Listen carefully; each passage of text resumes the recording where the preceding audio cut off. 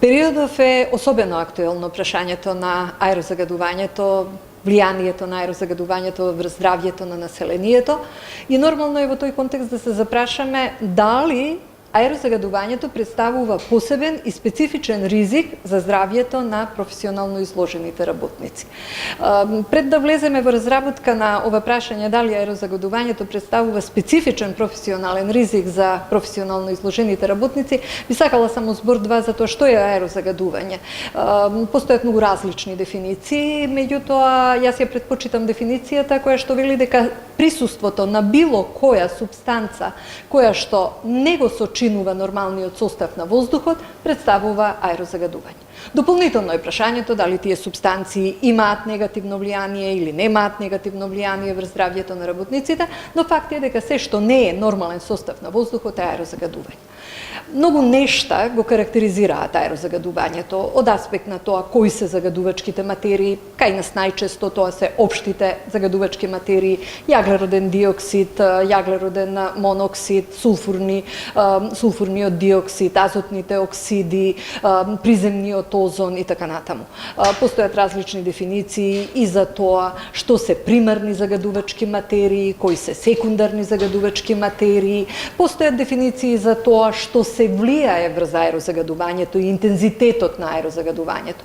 По најширок смисол на зборот се вели дека врз аерозагадувањето влијае интензитетот на самиот извор на аерозагадувањето, влијае метеоролошките и климатски фактори, структурата на релјефот и секако вулнерабилноста или чувствителноста на популацијата. Во тој смисол, работниците што ја обавуваат својата работа надвор, спаѓаат во групата на така наречени вулнерабилни работници, значи вулнерабилна група на популацијата, односно група на популацијата која што е дополнително изложена на зголемен ризик поради негативното влијание на аерозагадувањето.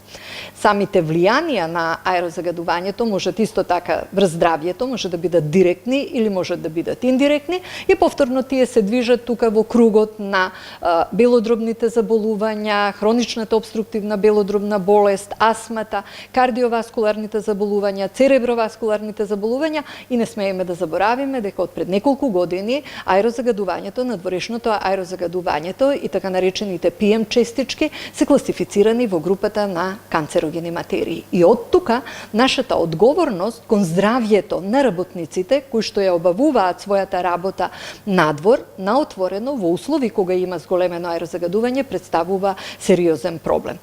Не можам а да не ја изразам и својата лична, а може би и професионална дилема, дали аерозагадувањето представува проблем од сетот на прашања кои што се поврзани со безбедноста и здравјето на работа или представува јавноздравствен проблем. Секако дека работодавачот не е тој кој што е одговорен за комуналното аерозагадување. Но од друга страна не смееме да заборавиме дека тој има посебни обврски во делот на проценката на ризикот на работното место. И во тој смисол, тој мора да има предвид дека кога во средината во која што работат неговите работници, кога работат на отворено, во периоди кога постои аерозагадување, тој секако мора да има посебни обврски со кои што ќе настојува да го заштити здравјето на професионално изложените работници. Постојат повеќе различни методологии во струката како тоа да се направи, како да процениме кога работодавачот треба да превзема одредени мерки, кои се тие критични нивоа на аерозагадување кои што наметнуваат потреба за превземање на дополнителни превентивни мерки.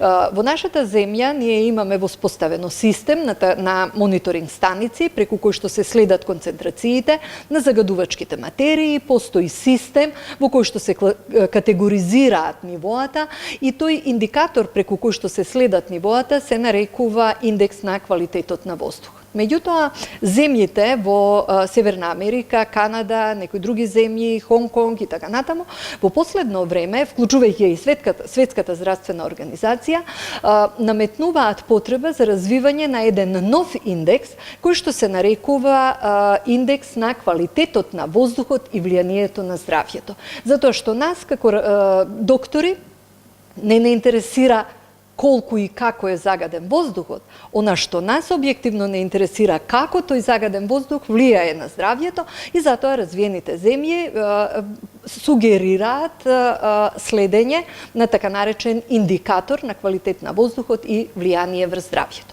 Овој индикатор е јавно достапен најчесто преку службите за јавно здравје, тој си има некоја своја нумеричка кодирана, колор кодирана скала, која што представува ориентација за тоа кога и како треба да се превземаат мерките.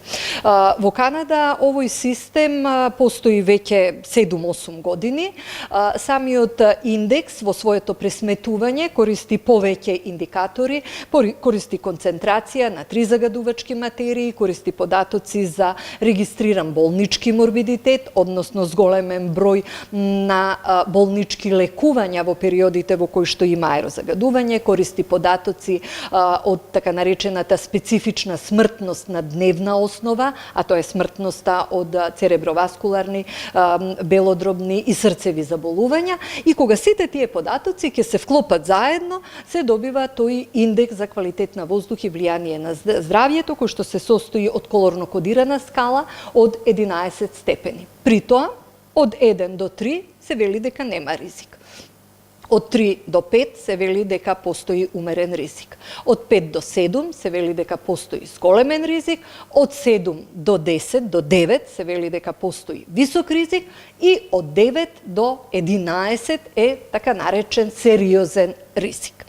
Во рамките на оваа колорно кодирана скала, затоа што индикаторите вообичаено треба да бидат применливи за јавноста, да знаат што тие сугерираат, се дава и објаснување какви мерки за превенција треба да се превземат за одредени вулнерабилни групи, за малите деца, за возрастните луѓе, за работниците и за општата популација.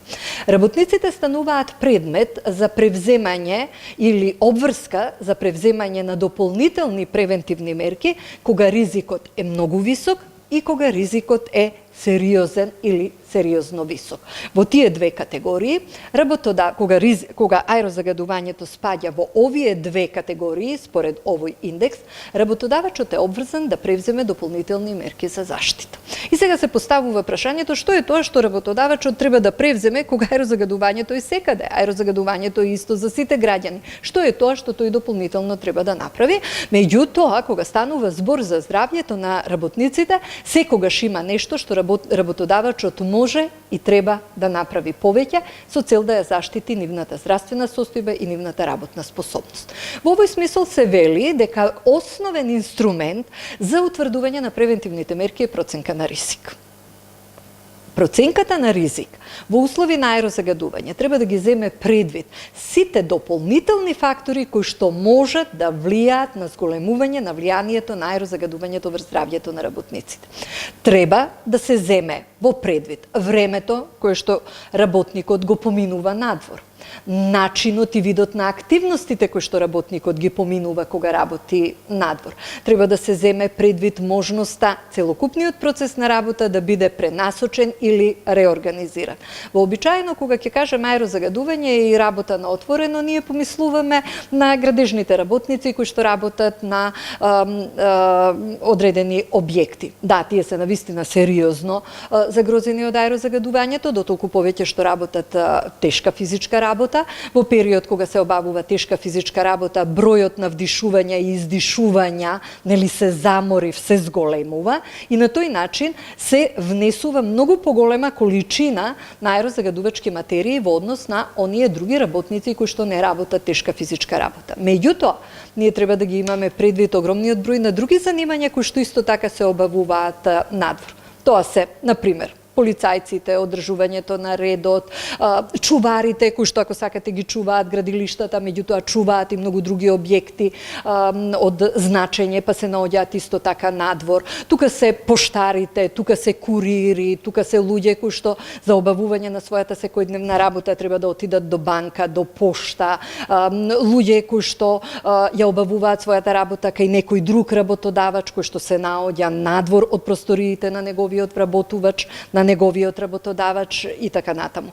За сите овие луѓе е апсолутно можно да се направат проценки кои што ќе значат да се намали времето на работа на отворено, да се реорганизираат процесите на работа, да се одложат некои работни операции кои што не можат да се сработат, кои што не мора да се сработат во тој ден, некои работни операции да се завршат со користење на интернет, со користење на компјутери, со телефонски комуникации и така натаму, затоа што на ваков начин всушност се оди на она што значи скратување на времето на изложеност. Со оглед на тоа дека не можеме никако да влијаеме на интензитетот на аерозагадувањето, тоа е јавно здравствен проблем, треба да го решаваат Министерството за животна средина, просторно планирање и Министерството за здравство, работодавачот може сериозно да придонесе кон скратување на времето кое што работниците го користат при работа на отворено. На тој начин, штетните материи кои што ќе влезат во човековиот организам ќе бидат значително помали по својата концентрација, а тоа е еквивалентно на намалување на здравствените последици кои што би се јавиле кај работниците. Може би изгледа премногу теоретски едно вакво кажување за грижата на здравјето на работниците, меѓутоа верувајте ми дека искуствата од многубројни студии покажуваат, направени и реализирани во светот, покажуваат дека еден ваков систем на редистрибуција и организација на работниот процес донесува до сериозни намалувања на потенцијалните здравствени ефекти.